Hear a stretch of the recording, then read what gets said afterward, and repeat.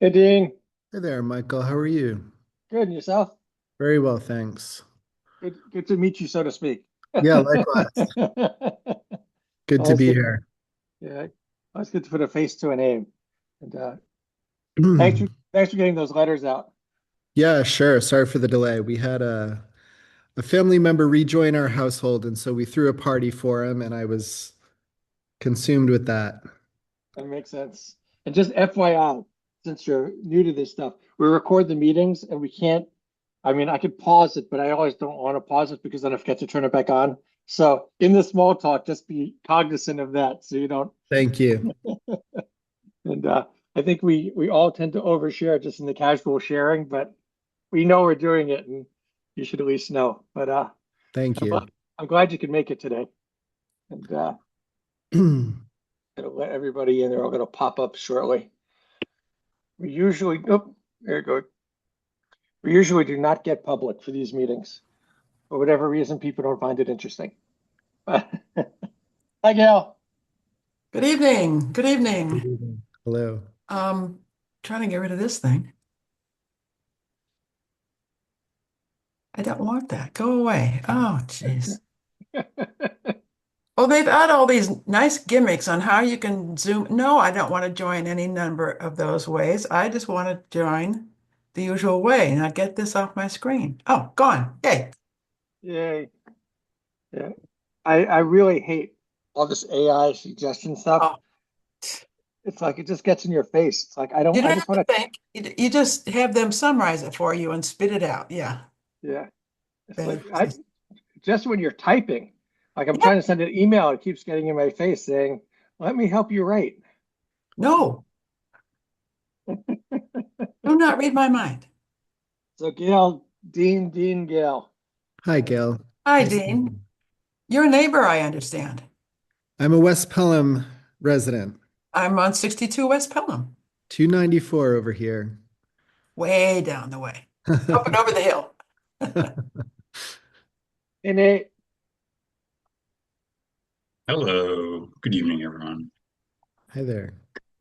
so this guy, we do have a quorum, but let's give Greg a couple of minutes. He should pop in. And so Nate, this is Dean. Dean, Nate. Greetings, Nate. Hello there. By the time Greg shows up, we'll have done all our introductions.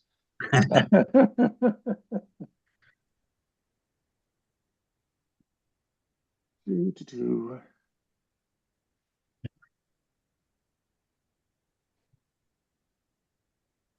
I'll give him a minute or two because I think the first thing I want to do is have Dean introduce himself. So best if Greg gets to hear it. Sounds like a plan.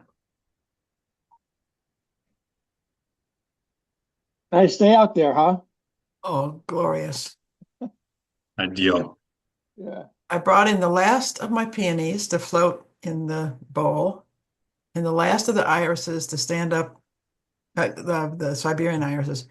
And the wood thrush has been singing all day long. It's just my favorite woodland sound.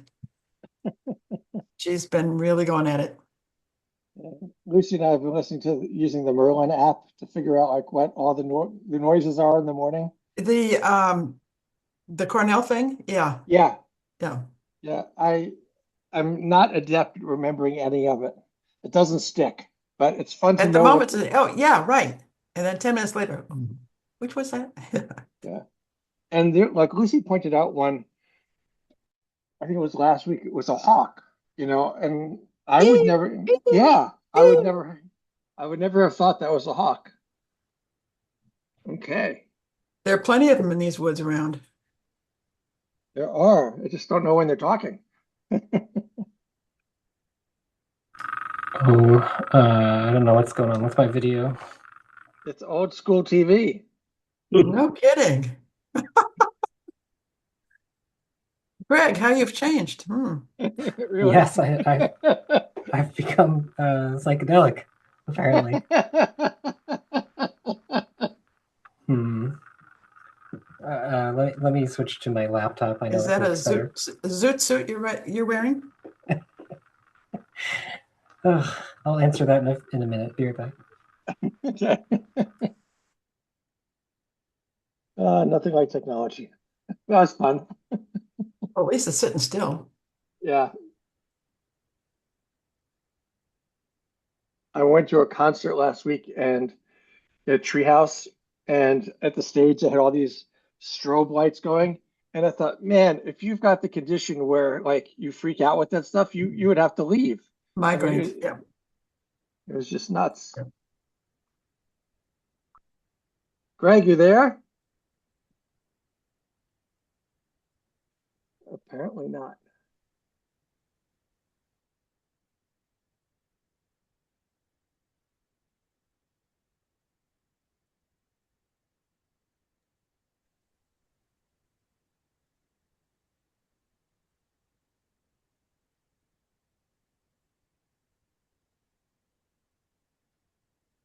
There we go. He's popping in differently.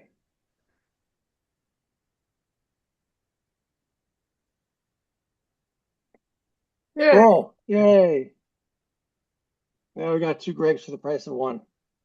Yes. Well, I will call us to order at 7:04. And I guess Nate, Gail, I forget who's taking minutes this time.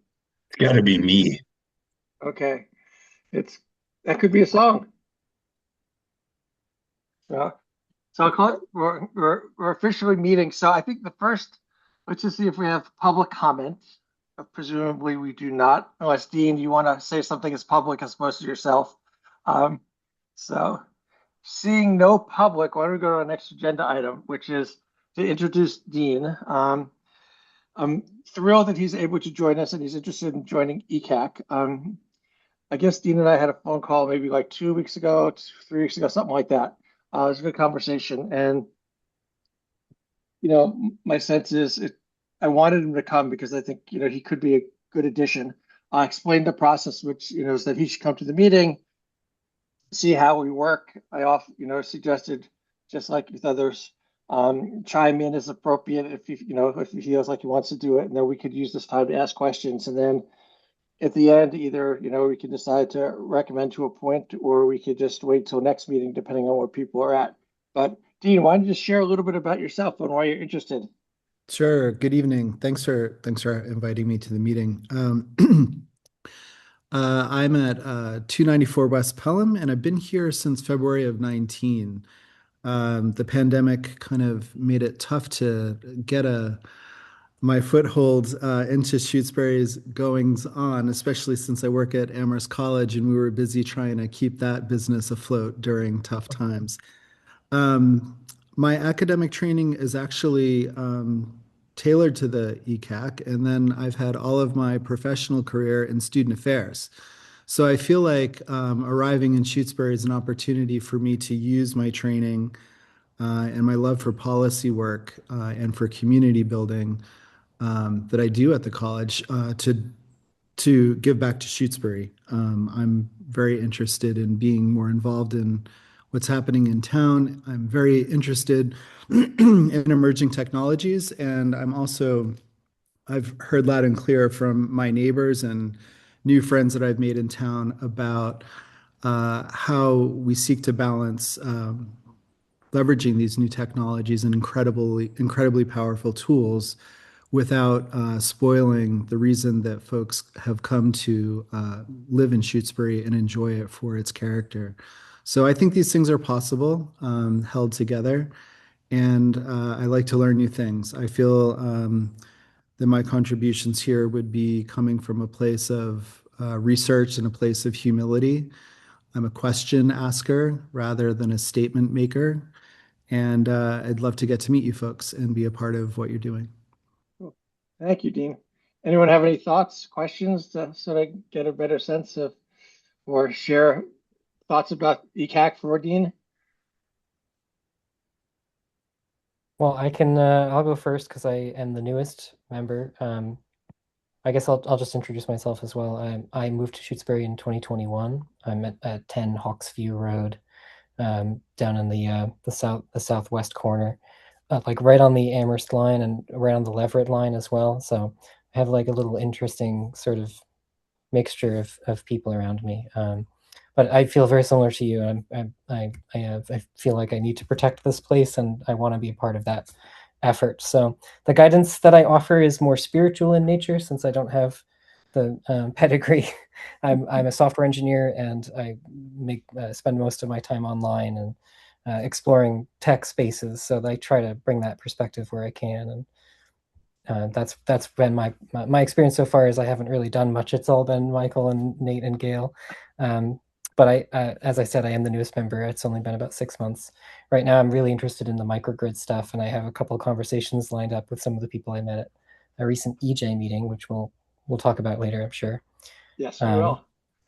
But I think you said all the right things, Dean. It's great to have you here. Thank you.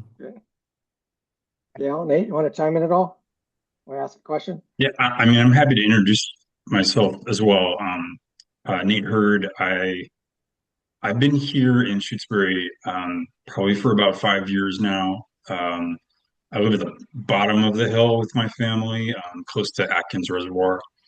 And one of the things that I've liked about this committee is I feel like I have learned a lot. So I think it's a really good place for someone who is curious, might learn about technologies through the news or ways of doing things, just because you're following some of these issues and then really thinking through, how would you go about applying that to the context where we are. And I think that for, a small committee, small group of people that meets like once a month for an hour or an hour and a half, we probably like punch above our weight. I don't know, I don't want to cast any shade on other committees, but I feel like we're pretty efficient, and we're always working on something interesting. So it's a good place to bring an idea,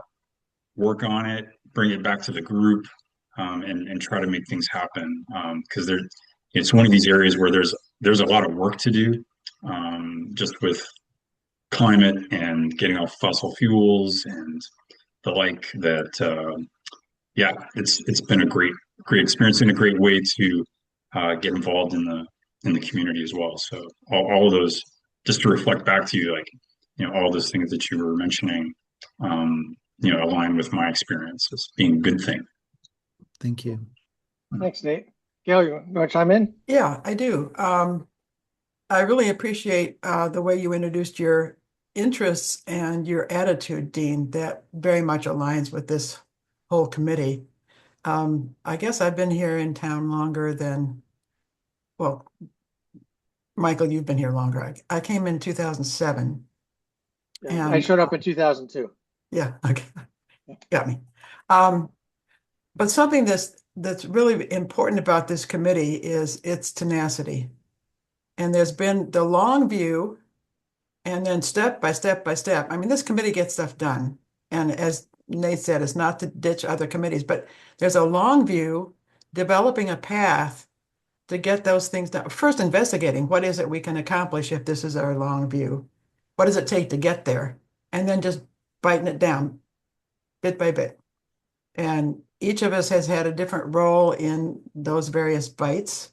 Mine is not the tech. Mine is typically the posting online or checking out the data behind this, that, or the other thing that lurks in some online place. And our town records, not always transparent. And asking really good questions. Yes, you have asked some good questions. Yeah. No, you Oh. ask good questions. Oh, okay. Thank you. You're welcome. Known for her humility, you can see. So, it sounds like you're a perfect candidate for this committee. I welcome you with open arms. Thank you, Gail.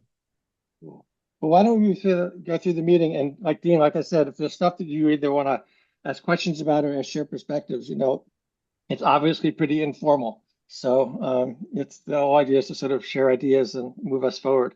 So with that, I guess I'll move into updates. The big chunk of discussion about the climate leader stuff, we'll say for the end, is a bigger conversation. But in terms of updates, Nate, you want to do the community choice aggregation and Eversource update? Yeah, I can do that. So Gail and I had worked together to develop some communications for a town announcement to notify the 40 Eversource households that conditions with the projected rate for Eversource increasing, that we were about to enter the space where Eversource customers would save money with the basic rate that we can offer through our aggregation. So Gail and I developed notification just based on the original notification of that first batch of National Grid households, to alert them that they should anticipate some mail from Colonial Power Group, and that they should read it and not throw it away because it contains a lot of useful information. And then we, also kind of leveraged that communication. Excellent. Thank you, Greg. To just to let people know that folks are already saving money. The town in aggregate is saving money through the aggregation program. And then I would quickly add that I reached out to Colonial to see if they could give us a full quarter's worth of data on the savings that the town is gaining through the program, and they're just waiting on a little bit of information before they send out that updated spreadsheet with the number of households enrolled in the two offerings or opting out, and then how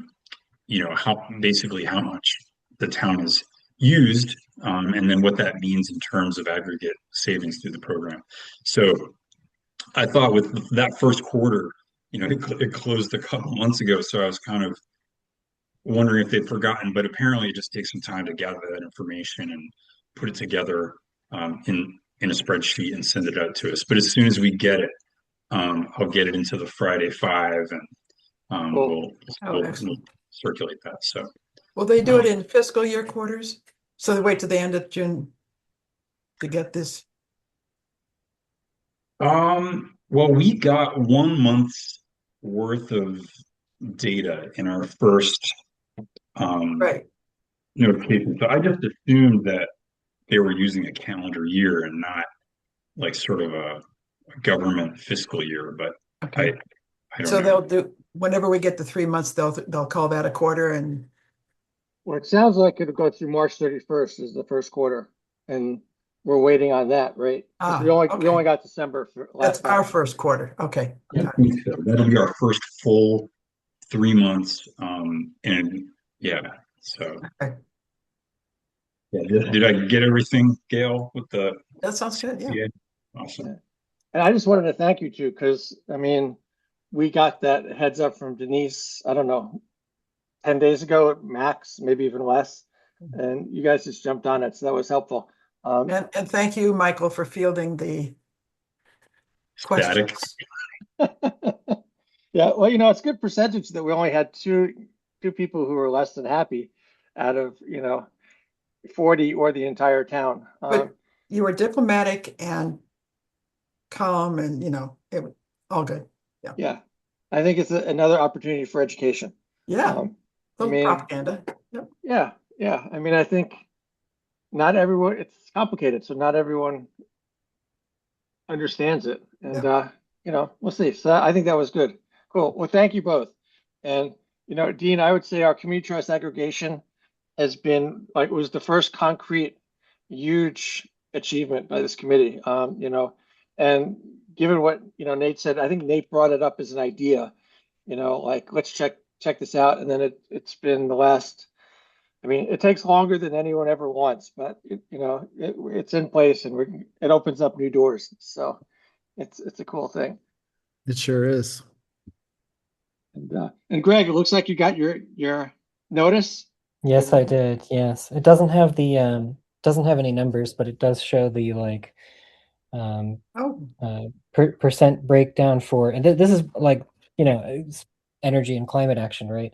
The main thing that I like about community choice aggregation is that we can use our buying power to ensure that these power companies are increasing their usage of like green power. That's basically like this the class one RECs they were talking about. There's a like a total percentage of them that has to increase over a certain amount of time, and it's showing this year to year.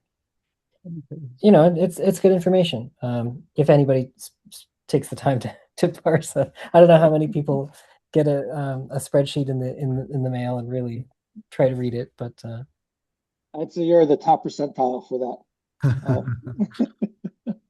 So, um, so moving on to stormwater, I think you're officially appointed, Greg, at this point. Any yes, update of note? I've been to town and sworn in, so I'm ready for the meeting. We're meeting on the 26th with oh, I had it in front of me, but that was on my other computer. We're meeting on the 26th. I will get the name of what that meeting is for, but to meet the engineers and discuss the findings. We already have those. They've been sent out. Jennifer Wallace has been on top of things. So we all have the documentation. I've read through most of it. I've got a couple more things to read through, so we can be ready for the engineer meeting. They're gonna talk about probably gonna do a little overview, but then gonna go over their findings and discuss a couple of the projects that they have in mind for us to focus. And then, we're probably gonna have a meeting plan. Jennifer said she'll plan one for a week or so after that. So hopefully the first week of July or something. We'll have the first actual meeting, and we're going to start discussing which options the engineers presented to us that we're going to pursue, and who's going to do what, that kind of thing. And there's a third member, right? Finally, that was supposed to be holding it up. You have one more person for a quorum now. Yes, we have 3 members. I think there were even 2 more. You know who they are, or are they on the other computer?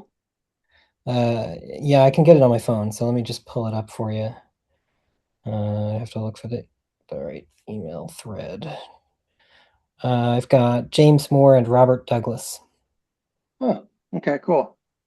as well as myself and Jennifer. Yeah, Bob Douglas is on Concom. I don't know James Moore.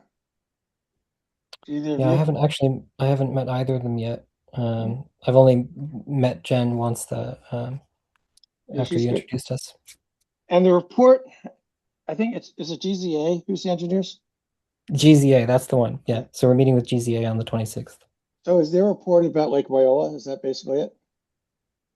That's the report on Lake Wyola, yes. So they're going to go over that study that they did. And that's the primary focus of the committee is stormwater mitigation around town with a focus this year around Lake Wyola.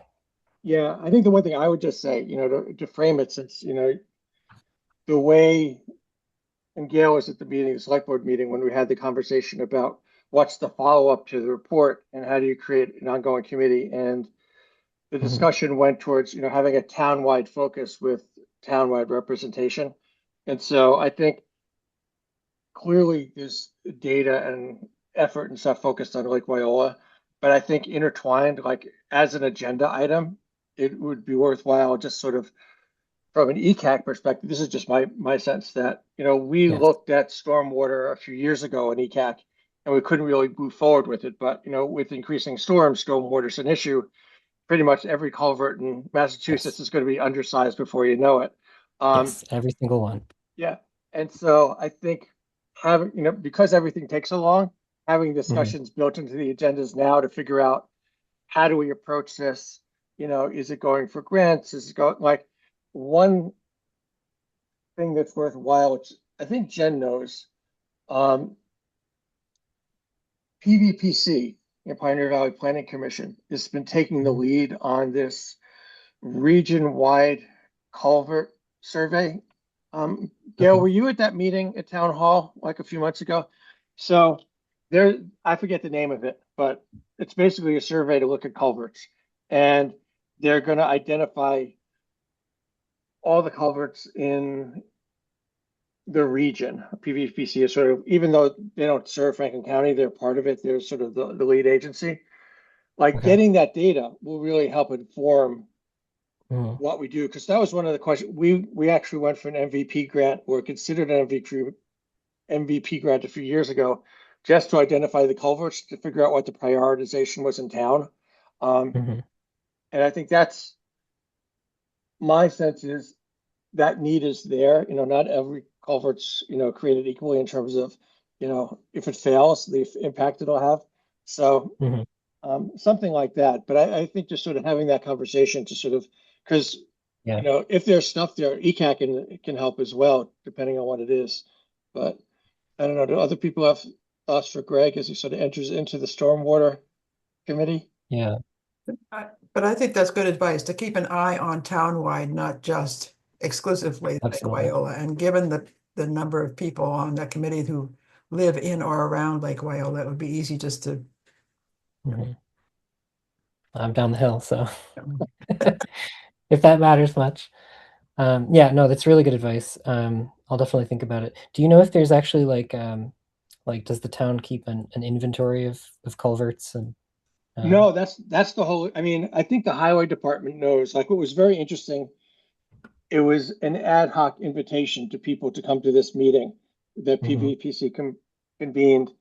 And like Beth Wilson was there, who's the chair of the Concom. But interestingly, Steve Sullivan, who used to be on the highway department for a long time, he knew everybody's culvert in every problem area. I mean, I was Mhm. talking about my house, and he said, "Oh yeah, right over there." And he pointed on the map. He said, "That's a really troublesome one." And so there's informal understanding, but it's not mapped out, which is, I think, what the Mhm. PVPC thing is. And you Right. know, when we first discussed it, the idea was, I mean, if you had a culvert wash out, say on Leverett Road, you know, huge impact versus, I mean, it'll impact anybody if the road washes out, but some more than others. And some interventions will be more expensive. So I don't Mhm. think the short answer is we don't have one. I'm hoping the PVPC project will end up with that inventory. Okay. That's interesting. Well, I wonder if that's a hmm. I'll do some thinking about that because like I must I build software. A database is exactly what we can use to store this kind of data. So I'll give it some thought. Yeah, I'll try to find the name of the person at PVPC and Uh-huh. send you her name. Um, and, cool. But Well, this is something the Conservation Commission was after the highway department well, from Mhm. 2008 when I was on to Mhm. in the mid-teens. And it was not responsive. Mm. So it's Well, whose door do Steve's I gotta head. knock on? That's important. It's in his head, Yeah. but it's not in records. And the Okay. highway department's got plenty to do, but the record keeping angle is not a big feature of their, Mhm. yeah. So Well, I mean, I could follow him around with a notebook. Not even joking. don't say that out loud. You'll be put to work. You need a digital version of that since you're a software engineer. Uh, Yeah. so, well, keep us posted and thank you for that. We really appreciate it. I'm so glad it's finally going forward. It seems like we've had multiple meetings where nothing was happening. Yeah, it took some time, as these things do. Yeah. So school lighting, I've been meaning to call Frank for the last couple of days to get an update, and I didn't. So I don't know I don't have any update. I'm sort of assuming, given the fix, that he got the pins for the timer, and it seems like he was on top of that. But I'll somewhere in the next short while before our next meeting, I'll find out. But I know the plan was to sort of have the lights turned off in the evening once the school closes for the summer. So that's coming up soon. So I think that'll resolve. And Dean, the issue there was that we had someone in town who's a neighbor of the school complained that the big lights were on over the parking lot all throughout the entire evening. And apparently it's been going on since the 90s, but no one sort of acted on it. And we had the select board, Eric Stocker from the select board came to one of our meetings about a year ago. And just as part of a conversation, he said, "What's up with these lights? We're wasting electricity, et cetera." And it took a while to sort of get around to figure out who should be engaged and to actually have a meeting. But I think that we're moving towards having more appropriate lighting. So not having it on when it's not necessary and then having it on timers. One of the things we didn't discover, Frank McGeehan, who's the chair of the buildings committee, discovered that, in old timers, there's like a little pin that would turn it on and off. Right. So those timers worked on pins and the pins were not in and no one checked it. So it's just on. And it was not an intentional decision. It just happened. So some things are easy to fix if you just pay attention. So more on that. And I think I got the next one, the solar project with Colonial. So there's a little bit of advocacy there. So Dean, this is one of the doors that got opened by us being community choice aggregation community.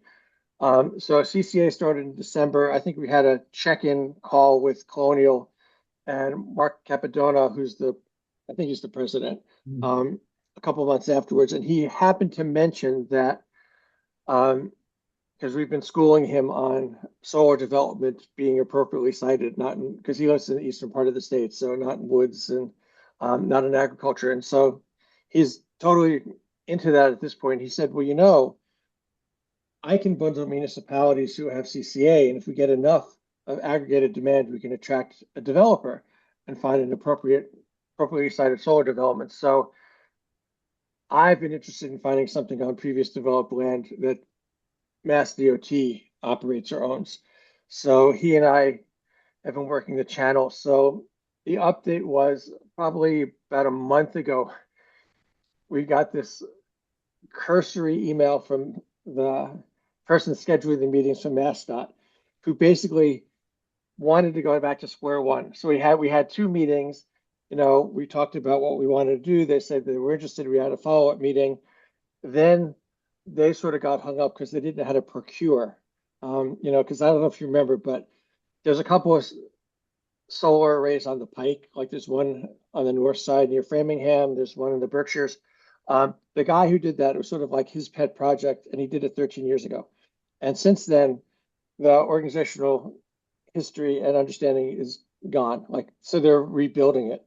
So they did not know how to procure their land, and that's clearly part of it. So I reached out to folks at DOER, just, a sister agency, to say, how do you guys do it? And they gave me the name of the assistant director for whatever agency. It's like DCAM, I think is what the initials are. Sent it off. We didn't hear anything for a few weeks. And then we got an email saying, just wanted to let you know, MassDOT has, is still working on inventorying all its assets. And if you're interested, here's a place to check online, which is a total garbage answer. So I went back to my sources at the climate chief's office, and it was what Mark said something about I was a little direct, but but we have another meeting and scheduled for next week, so we'll see what happens. I think they're going slow and they don't want to do anything before, but the pitch was, if we're in a climate crisis and it's an all of the above supposedly menu coming from the governor, you would think that looking at state-owned assets would be one of the above things. And I suggested doing a pilot, just find some low-hanging fruit that, Mark can grab and do some procurement, and it could be a test case. So we'll see if they bite, but we're in ongoing discussions. I think they're hopefully getting the message we're not going away. So, and if nothing else, MassDOT knows that Shutesbury exists. So. Well, you tell them that we used to be called Road Town, and they'll like us more. That's a very good point. I like that. There you go. maybe at my next Zoom, I'll put that in parentheses. That would be fun. Yeah. Do you guys have any questions about that? And I guess I didn't ask about the school lighting, but there's no real things to ask questions about. But any thoughts or questions about the colonial stuff? Keep Okay. being direct. Yeah. To Yeah. be continued. Yeah, definitely very interesting. Not much we can do yet, but like you said, the pressure's there. Yeah. And it's definitely the tail wagging the dog. A very hesitant dog, I think. They just don't do this. So the last in the updates is microgrids. And I think I'll start off and I'll hand it off to Greg. But last week I got an email from Elaine Paleo, and EEA, so energy environmental. I think I forget what EEA stands for, but it's environment and energy and whatever. Agency. It could be agency, but they're the overarching body for Energy and DEP environmental affairs. There you go, energy environmental affairs. Thank you. So they were coming out to visit the library, and it was very unclear going into that who was coming and why they were meeting. But Marianne was not there, and so Elaine was stepping in as the chair of the building, library building committee. It turned out the undersecretary for the newly created office of environmental justice and equity was there, and a whole bunch of members from the statewide Environmental Justice Council, because they were having a meeting later that evening in Amherst. I'm guessing it's sort of a traveling roadshow. And I believe EEA they invited Richard Nathorst, who I've mentioned before, who's on the planning board in Leverett, and then this guy Bruce, who's from Orange. So Leverett and Orange talked about what they were doing in terms of microgrids. And I think they anticipated us to share about the microgrid at the library, because I don't think they realized we did not get the pickup truck battery thing that Becky had written for. So like we applied to MVP, they approved it, we never did it. So it was a little confusing stepping into what it was, but I reported back on what we were doing with climate leaders, which Elaine was very grateful for. But I think the big outcome is Richard was there and he talked a little bit more about the Leverett example. And Greg could come, so I invited Greg to come to sort of listen in on the microgrid conversation. And I have since tapped Greg to sort of be the liaison for gathering information about microgrids. So I don't know, Greg, you want to sort of share what other stuff you got? Sure. Yeah, it's I mean, I'm still kind of processing that meeting. It was a lot, you're right. We had no idea what we were walking into. But it's very encouraging for me anyway to see that there are like actual state representatives coming out and asking us all to come to the table and talk about what we're doing. So it kind of just ended up being a show and tell, which is maybe not the best use of everyone's time. But there was discussion afterwards, and that I found was very interesting. It was also useful because I got some contacts. I'm going to be meeting with a guy named Bruce from Orange, who apparently out in Orange was able to secure something like, he said, $45 million to build a completely off-grid power system that will allow for some for the town to have some energy resiliency in case of climate disasters. So I'm gonna get in touch with him and go out and check it out and see what they built and give you guys a report. I'm also going to be speaking to Richard Nathorst. Nathorst, that's the one. Yes, Richard Nathorst, who's a UMass professor and on the Leverett planning board. And Leverett has been running a programs to basically become their own energy company through the Municipal Light Program in Massachusetts. Richard had some very interesting history to convey about the MLP program, so I want to pick his brain and hear a little bit more about that history. Again, I'll also give you guys a report once I have those meetings. As for the EJ meeting itself, we heard from some people in Chinatown that said that they had tried to do a community solar program with some like tenement housing kind of. I don't know if they were actually tenement housing, but some kind of community housing program that had multiple units, and they wanted to tie them onto the grid, but they were in disparate locations, and they tried to get it. Tried to get it approved, and then they couldn't find the right motivation, and it fell through. But I guess the plan is still there, so they might try again in the future. There were a couple others. I should have taken better notes, honestly. Uh, yeah, but it was interesting as like again to kind of like show the state that Shutesbury is here. I think is a good way to put it. And Michael and I were there representing ECAC, and we talked about our how we got climate leader, which is really awesome, and how we rolled out community choice aggregation for our electric, and of course. I was there to talk about how I'm now researching some of the local towns, the towns around us, and the solutions they've already implemented in a lot of cases to this problem, and it's definitely one that I think is very important for the town to address the resiliency of the grid in cases of climate disaster. Hopefully, none of us want disaster, but we have to plan for it. So. And Well, unfortunately, climate change is forcing our hand. So we got to get ahead of it. yeah. The additional stuff I'll add, just background wise, was one thing we learned was that the governor signed an executive order, basically tasking the Office of Environmental Justice and Equity with looking into microgrids. So prior to this, there really wasn't. I mean, I've been sort of pushing people when I can't get a chance to sort of say, like, we got to be thinking about microgrids, and no one was doing it. It's a little odd that OEJE is tasked with that because that's really not how they were created. They were created by the Clean Energy Law. Mhm. And I think by their own admission, they're not experts in it. Like I would have put it into another part of, EEA, probably a DOER because they're doing infrastructure. But despite that mismatch, it's nice that there's actually some effort to sort of figure it out. And I think, looking at our peer communities is definitely helpful. And then, it's, one of the big issues, I actually raised an issue that we ran into as ECAC. So remember when we were looking at trying to do net zero solar in town? Yes. And one of the things someone told us, I forget who it was, but that we couldn't cross power lines across Leverett Road because it's a state road.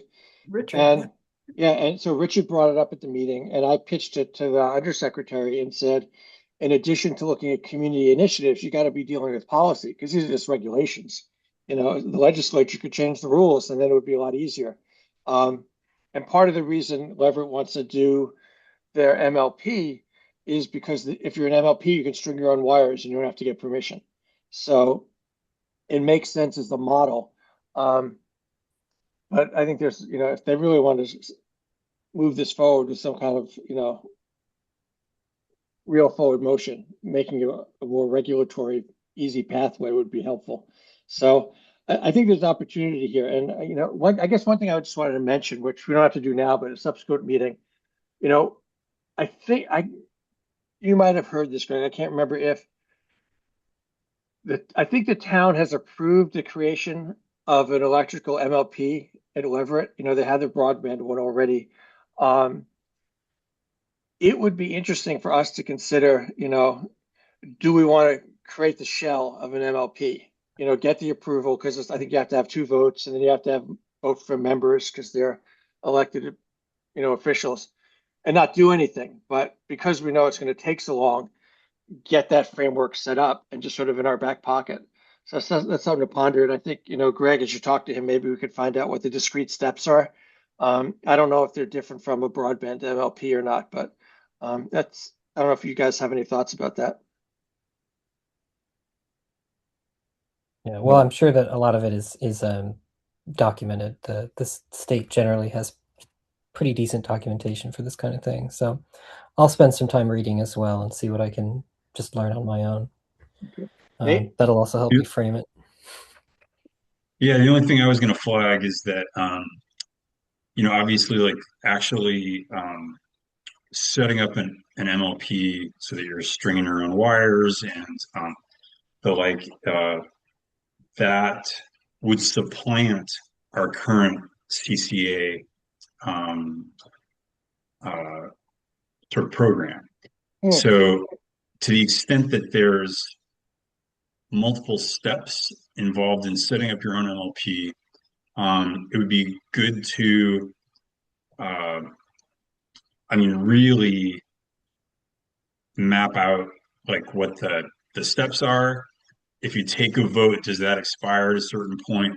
Like if there's a runway, we should um, know like where that point of takeoff is and be well positioned to take all of the responsibilities that would come with that, if you know what I mean. So that's Yeah. all.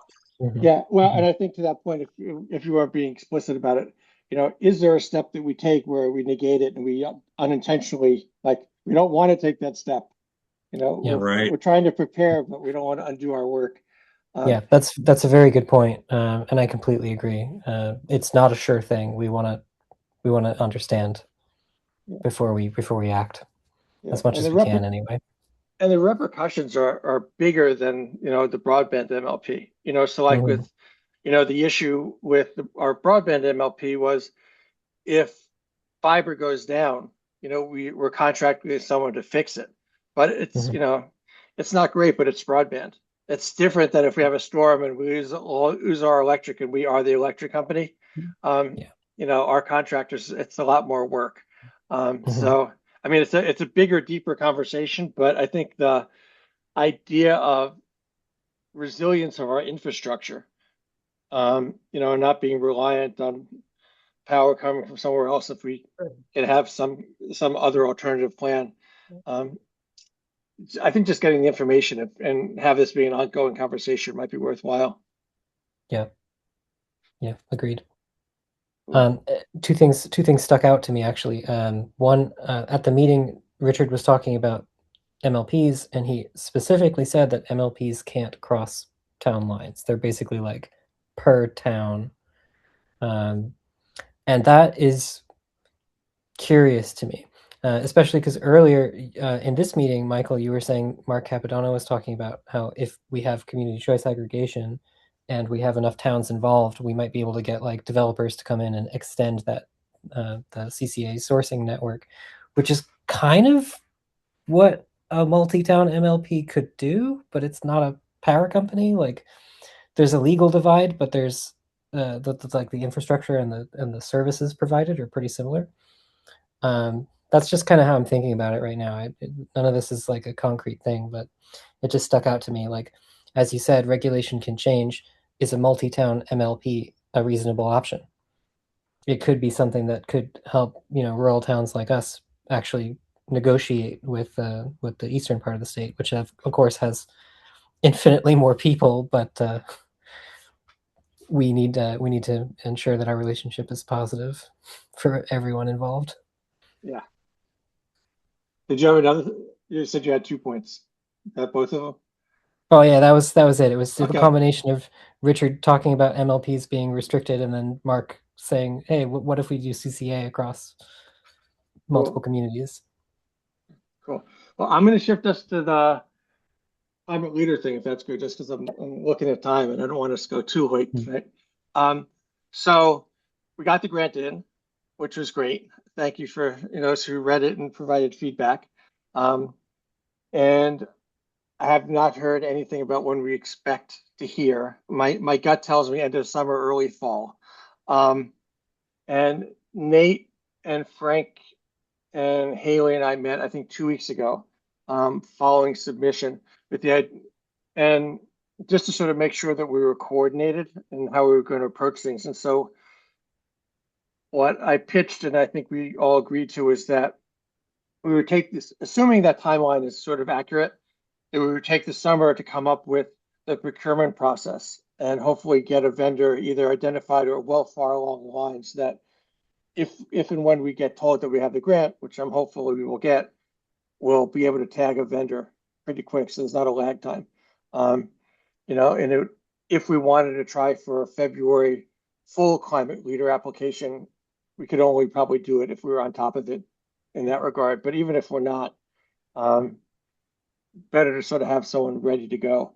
So Nate set up a meeting you can talk about in a second, which is for tomorrow. And then I just reached out to Mateo because the Conservation Commission did a procurement for the Southbrook Conservation land. I'm forgetting if it was what it was for. I think it was about just sort of Gail, you might know. You seem to be in a lot of the meetings, but Mateo did a lot of research because that procurement went south and was really sort of a mess, but they learned a lot. So I'm gonna look at that. And Haley has never done a procurement. Now she's reaching out to her contacts at Amherst, and she was meeting with the South Hadley town administrator a week or two ago to find out some more. So I think at this point, that's the biggest development. And if we can get the procurement process going and come out with, whatever the RFP is that we have to do. The only thing additional I say that I talked to Stephen Dalmas last week I can't, it was in the library. I can't remember the event, but it made me realize that what we want to have in the procurement process, enough people at the table who have substance expertise so that, because you only get one shot at doing the procurement. You can't, I guess you can technically amend it, but it's probably a pain. So to be able to sort of make sure that at the end of the vendor services, when they have the deliverables, we have all the deliverables we have for making an informed decision about what we want to do. And we all have all the materials so that we can actually apply for the full grant. But Nate, you want to just talk about your Northampton stuff? Yeah, sure. I'm on, as everyone is, on several mailing lists, and I learned about a group that meets monthly about climate resilient schools. And I attended their most recent meeting where Ben Weil, who's the director of climate action for Northampton, presented on their work to install a ground source heat pump in the Northampton High School. That's a considerably larger project than, but in scale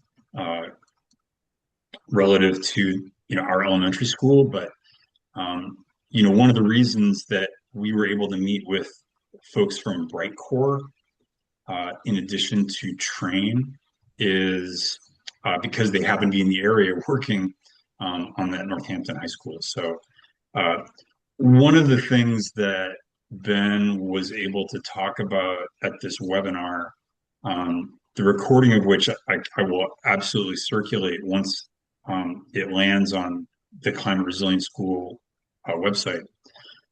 He talked quite a bit about financing strategy, so how to stack grants. They're using the ESCO process. And, one of the things that we have talked about is whether ESCO, which is like this kind of pre-approved vendor list, there's some streamlining that accompanies that path for obtaining a company, a firm, to design and install a ground source heat pump versus like a standard procurement process. So tomorrow the objective is to talk to Ben and maybe do a little due diligence around BrightCore, and then get some of his feedback on the path that they followed, and maybe what some of the different pros and cons are of a standard procurement process versus this process that's laid out in state legislation around energy services contracting organizations, or whatever ESCO stands for. We hope to learn more tomorrow. Yeah, and I think the reason that like that's really important for the town is if we're going to do a procurement, we need to know which pathway we're going to take. And I think, you know, oh goodness, Nate, you were on the call. It was you, me, and Haley, right? When we talked to the Green Communities folks. Yes, DOER. Yeah. Yeah. And, my takeaway was between the lines without them saying it, I felt like they were discouraging us from the ESCO pathway, which was a little surprising. But it made me, what they pointed out is there's not a lot of milestones in the traditional procurement because, you've got to procure for the technical assistance, design work, evaluation part, which, would be doing this summer. And then once you have that in hand and you get the full implementation grant, you just have to procure for that. So there's only 2 procurements that you have to do. It's not like an infinite kind of thing. But knowing what pathway we're going to take is going to inform what work we do in the next, couple months. So it's really key. And I think the fact that they've been doing it, I think it's great that Nate set that up. So he and I are going to chat with Ben tomorrow. And I will say just because it happened this morning, but Allison Gage, who is now the energy person at FERCog, she was a FERCog. She went to DOER for the siting and permitting stuff, and she came back to FERCog. But she emailed me today to find out on behalf of Conway and what their process was for decarbonization roadmap development. Because they're going to help Conway do a technical assistance grant so they can do their decarbonization roadmap. And, it was great that people looked to Shutesbury to say, what was your experience like? So, we're definitely on the leading edge in this stuff. Yep. So that was cool. Anyone have any questions or thoughts about yeah? Yeah, I wonder if in your conversation with this group tomorrow, if they will refer to it from your report, Michael, it seemed like their view of our project was solely on the solar and not on the broader scheme of things. And I wonder if that's just because of the way they presented in that particular thing, or if that is if they don't and can't see beyond the solar, the geothermal. You're talking about the Bill. the vendors? Yeah. No, I think both the vendors are looking at, what we pitched was plan A was geothermal, Right. coupled with canopy, at the school, and then pretty much everything else if we couldn't do that. So I think part of the question, like one of the things that Stephen Dalmas asked me about last week, which I don't know the answer to, and maybe Ben can ask, but what Brightcore, I think it was the Brightcore geothermal engineers, they had more knowledge. They said we probably needed about 35 boreholes to transfer the heat.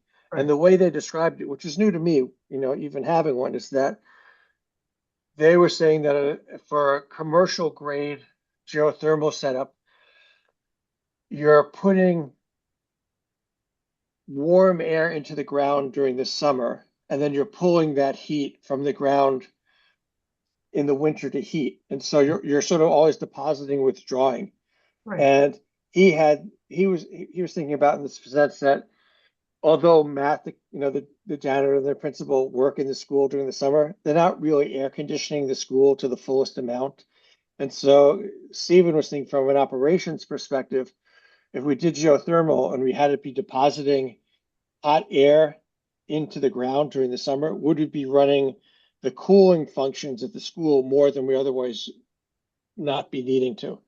I don't know what the implications are, if it's a cost, but those are some of the things that he was, so he just understanding these things when we're making our informed choices. So I think everything's on the table.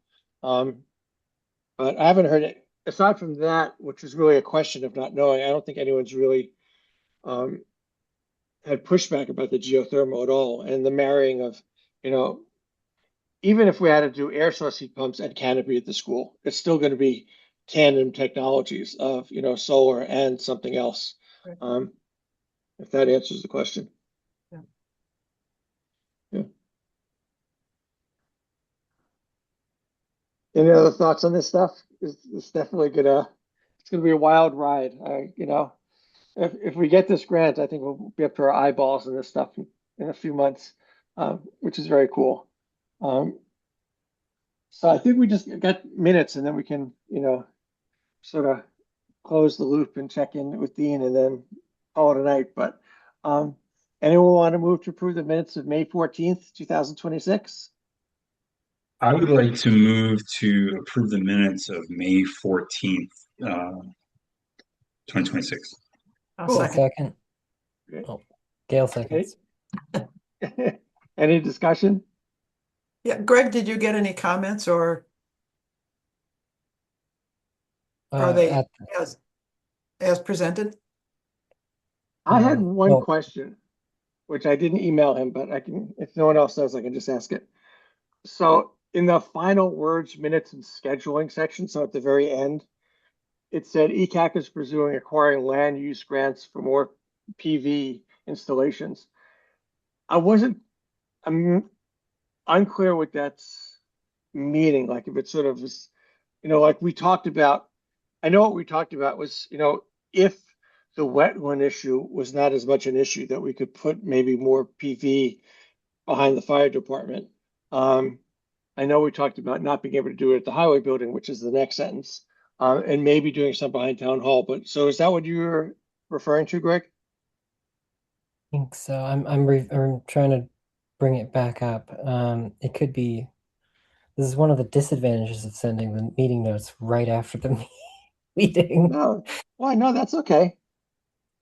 Because Um, we have all month to then send you comments. I just didn't do it in time. Yeah, that's okay.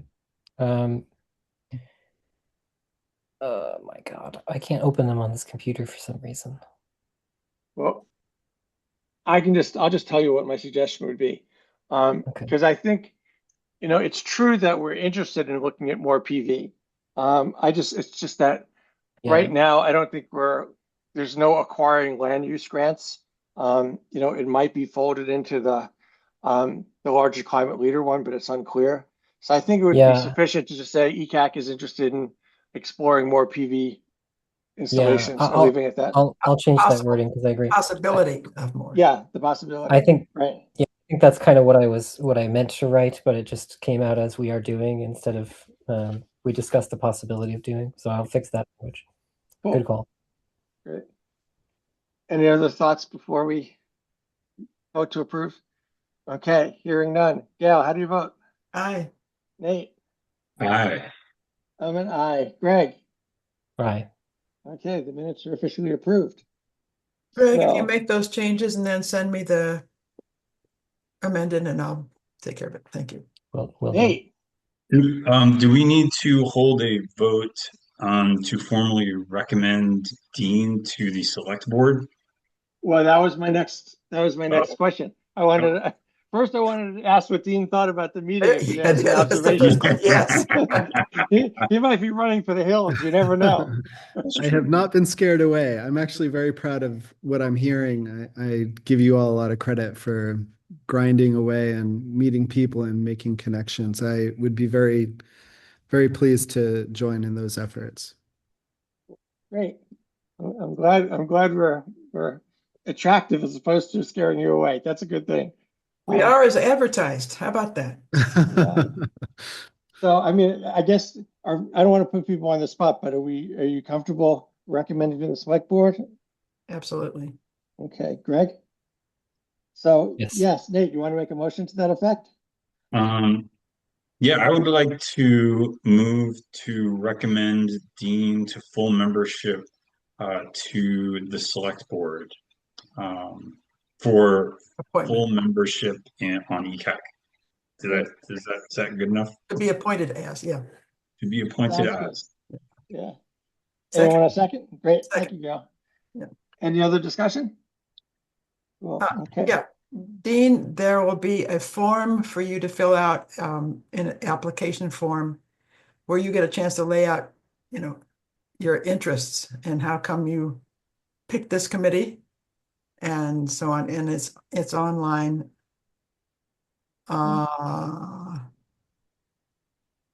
if you send us your email address, I'll send you the link. I don't have it in the top. I'll send you his email after this. Okay, And Thank you. Dean, it's a new process that our town administrator Haley put in place to sort of standardize what was not a standard process previously.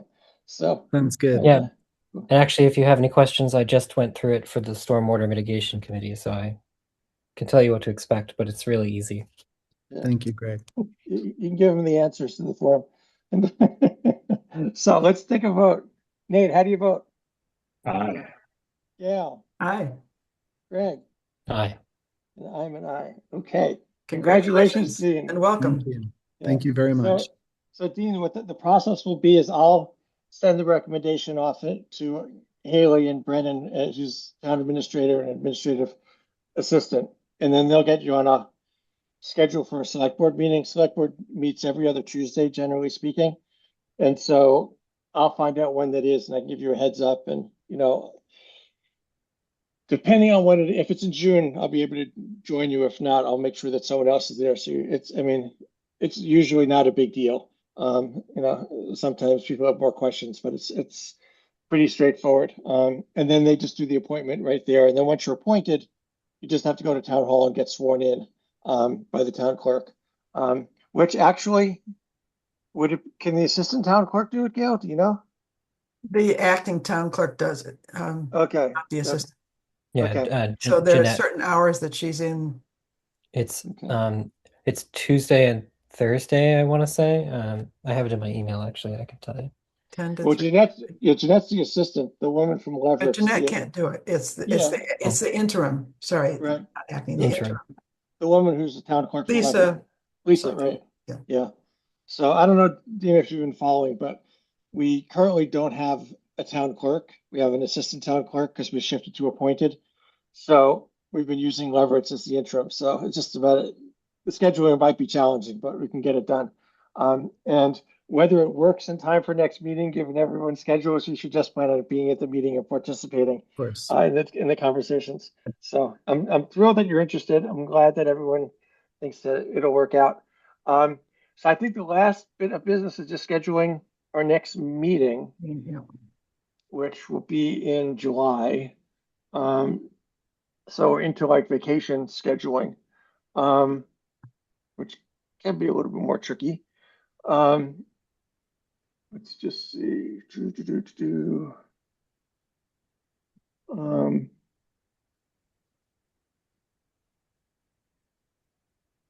Oh, here we go. Okay. So is it all right?